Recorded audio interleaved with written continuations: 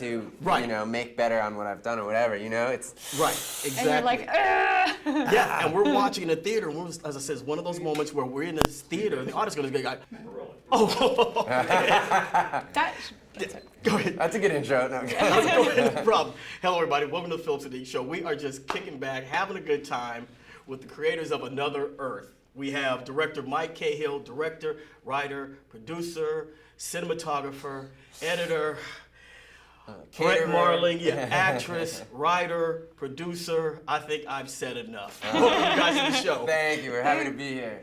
Well, great you guys are here. Now, how did you guys meet, and what got this collaboration going?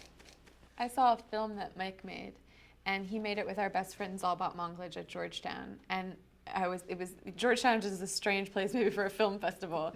And this film was so beautiful. It was vibrant and poetic, and the story was complicated, and they won first place. And I saw them get up to accept the award, and I was like, I want to make movies with these guys. And we've been doing that ever since. We've been doing that ever since. Yeah. I think upon meeting Britt, I realized that here is this unchained talent where whatever she puts her mind into, she does exceptionally well. And you know, she was a star pupil. Everything she approached, she did so well. And her art making was brilliant. She used to make these short films that really moved me. And what I think is fascinating about Britt is she's always seeking the most difficult challenge. Like, she's so brave. And acting is probably the most difficult thing to do well, because it is a revelation of what it means to be human. And to do it with true authenticity is nearly impossible. And I think that's why she sought it out, and she goes after it. And she's brilliant. And so it was a huge honor to make her friendships. I'm gonna start crying over here. I know I'm getting a little too much praise here, but you know, and we've had a friendship and artistic collaboration for many years. But this is our first feature fiction movie. I mean, great, because we're thinking there's so many things that could go wrong. It can get too techie.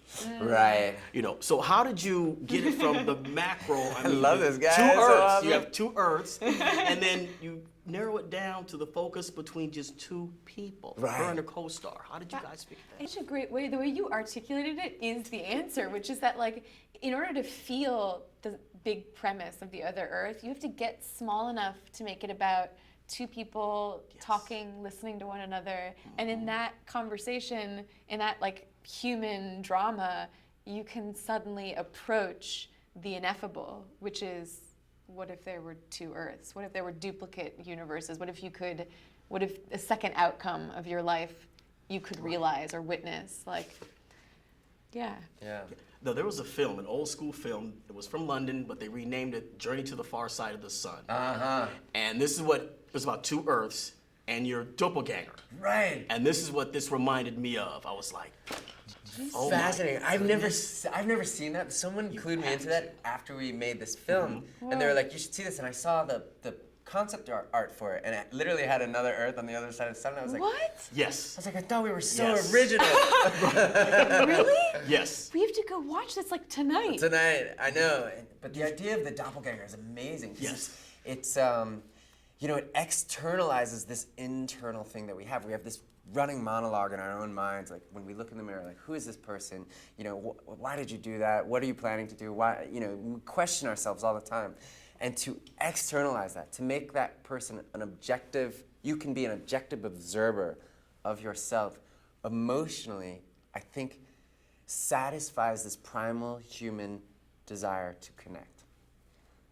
And so we tried to do that in our way with this and allow for the entire world to imagine that possibility. It's not just one doppelganger, it's 6.3 billion doppelgangers. Yes. And then you have the naysayers. Yeah. There's Yes. no planet over there. You guys are drunk. Yeah, or no high or way. something. You're on that LSD train. Yeah, exactly. And then you have the real thing. Now, how did you build your chemistry with the co-star, William Maypother. Yes, Yeah. because it starts off and then it just slowly blossoms into that moment where everyone's screaming in the theater, "Don't do it!"